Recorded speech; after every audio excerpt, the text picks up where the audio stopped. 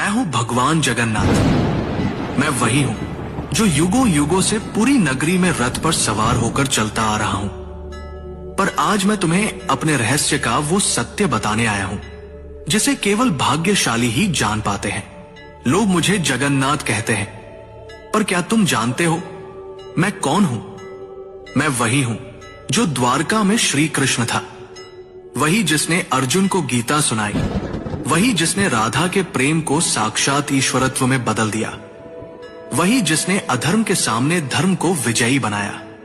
जब द्वारका का अंत हुआ, मेरा पार्थिव शरीर समुद्र में प्रवाहित कर दिया गया, पर मेरा हृदय, मेरा चेतन तत्व नष्ट नहीं हुआ। समुद्र में एक दिव्य काष्ठ पवित्र लकड़ी के रूप में प्रकट हुई और बहती हुई पुरी के तट पर आई। उसी समय राजा इंद्रद्युम्न ने मुझे स्वप्न में देखा।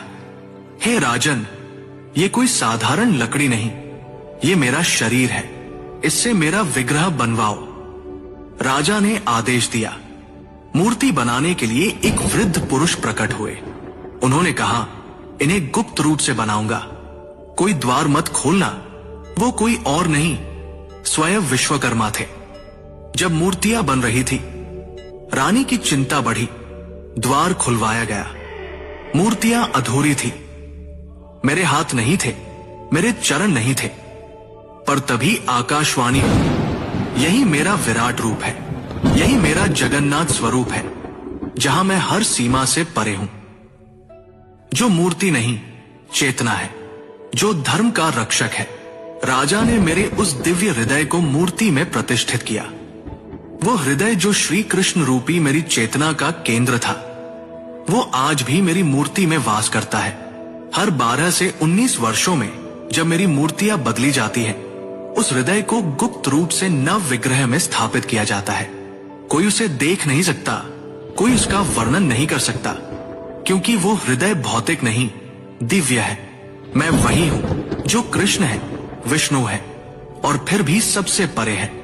मेरी आंखें गोल हैं, क्योंकि मैं हर दिशा में देखता हूं।